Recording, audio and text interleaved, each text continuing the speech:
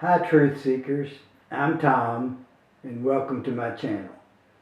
In this video I comment on a recent development in American gender ideology. On June 16th, the U.S. Supreme Court ruled that transgendered people are protected against employment discrimination under the 1964 Civil Rights Act. When the act was in debate, the representative from Virginia proposed inserting the word sex in the section that banned discrimination in hiring and firing because of race, creed, religion, or color.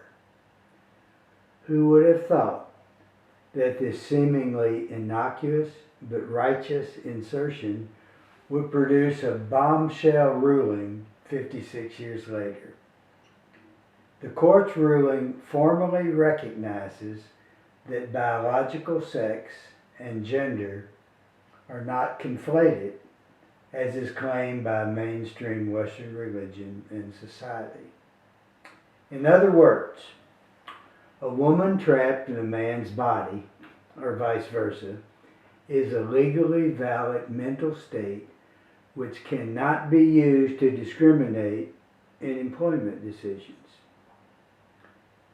In 2013, Amy Stevens lost her job after she, then a he, revealed to her boss that he had decided to become the person that his mind already is. Stevens told him that following a vacation, she, again a he, would report to work wearing a conservative skirt or dress per company standards. She was promptly fired. The Supreme Court ruled that the filing was sex discrimination. Unfortunately, Amy wasn't around to enjoy the victory. She passed away just a few months ago. Western religions draw from the Bible to justify doctrines that posit a fixed male-female binary where biological sex and gender naturally conflate. Religion's position is diametrically opposed to the transgender movement, where a gender spectrum is advanced. The prefix trans incorporates many gender possibilities, reflecting various mixes of mentally experienced feminine and masculine traits, and which form the basis for personal identity. Trans also includes a non-binary classification where the person either has no gender preference or has one that vacillates from time to time. About 5% of the world population identifies as trans. Now, here's the issue. What part of one's gender orientation is the natural outcome of biological sex, and what part is the result of social conditioning? With the exception of a small percentage of births known as intersex, where biological sex is indeterminate at the time of delivery, the newborn's gender is established with the delivering doctor's words, "It's a girl," or "It's a boy." Girls are wrapped in a pink blanket, boys blue. The girl's toy box is full of dolls, dress-up clothes, tea sets, easy-baked ovens, kitchen sets. The boys is filled with action figures, sports equipment, fire engines, and a Bob the Builder hammer and saw. Their respective roles in life evolve on automatic pilot, no questions asked, under a patriarchal paradigm that is harshly enforced by society. The girl is taught to openly express emotion, avoid tomboy behavior, be intuitive, avoid risk, and make liberal use of fashion and beauty products. The boy is groomed to be a sturdy oak, strong and unemotional risk-taker and breadwinner in an environment where success is highly valued no matter the undertaking. An occasional playground fisticuff merits a mild rap on the knuckles delivered with an attaboy wink of the eye and pat on the back.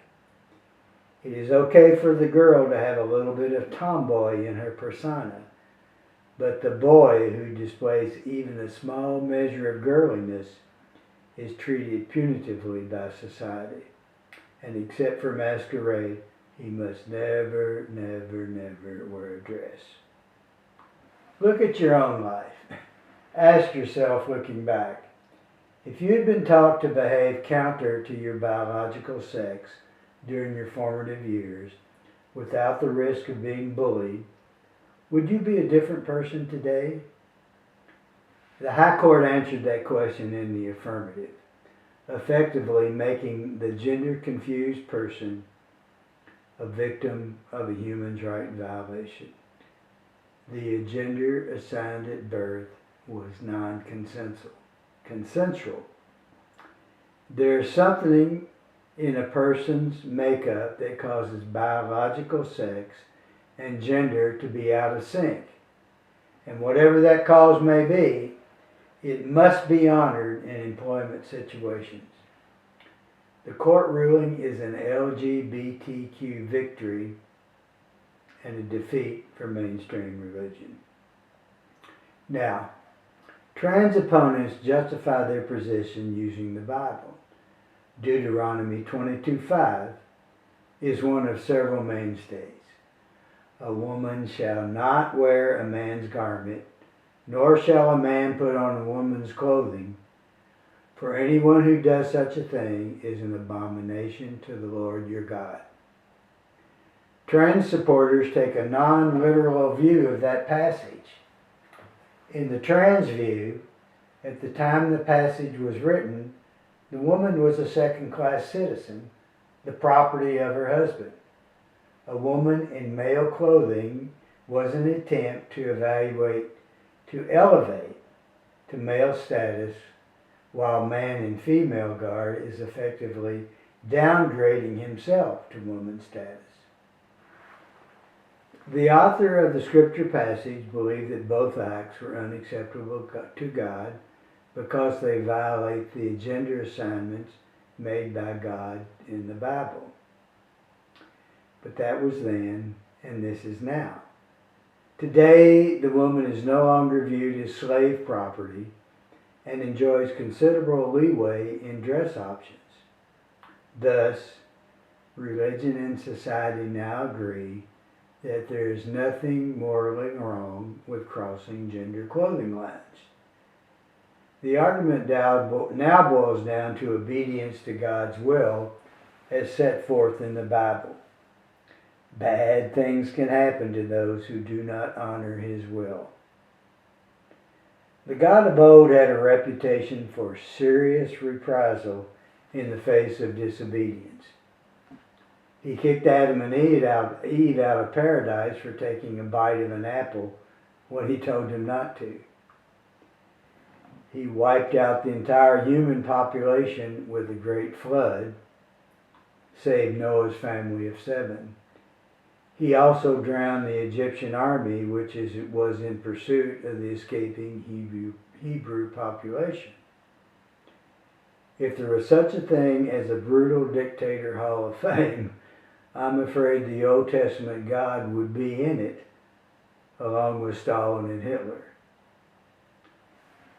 If religion is going to use the Bible to defend its cis position, it must use all of the Bible. It can't pick and choose selected verses that favor its claim. For example, in Genesis 2:25, we find that man was created to be genderless. The man and his wife were both naked, yet they felt no shame. In other words, the first couple was able to accept their partner's different anatomy with indifference and find sameness. There was no gender distinction. To Eve, Adam just was, and vice versa. Then disaster struck. Gender entered the world when the couple took a bite of the forbidden fruit. We find it in Genesis 3:7. Then the eyes of both of them were opened, and they knew that they were naked. In other words, perception of physical differences now separated the two. Gender was born. The one became two. With that understanding, God made clothing for them, thus kickstarting what will eventually evolve into a multi-billion-dollar fashion industry with clothing styles that emphasize flesh exposure, flirting opportunity, paint, powder, and accessory, effectively promoting two-ness over the oneness God preferred. Then he handed out role assignments, creating a patriarchal society where the woman is subservient to the man. Fortunately, science has made some progress in overcoming female servitude, in defiance of God's will, I might add, but it has made no progress in unifying gender. If anything, it has gotten worse. The recent Supreme Court decision is grounded in human rights consideration. By embedding the notion of gender fluidity, it is a move to return to God's original plan for a genderless society. In other words, a return to the spiritually perfected pre-fall conditions of the Bible. As distant as that concept may seem, such a return is gaining popularity with forward-thinking theologians, called the Omega Point. That subject will be covered in part 2 of this series in my next video. For now, let's not get frozen for fear of a punitive God who will take us to the woodshed for violating an outdated fixed male-female binary. And instead, let's build on the Supreme Court's open door to gender fluidity in the path of the spiritual perfection, which is our birthright. Thank you for watching. The days ahead will be interesting as religion defends a doctrine which is now against the law, at least in the workplace. Visit me at my website, drop me an email, or add a comment below. I would like to know what you think. If you like what you see, hit the red subscribe button below. I'll catch you later.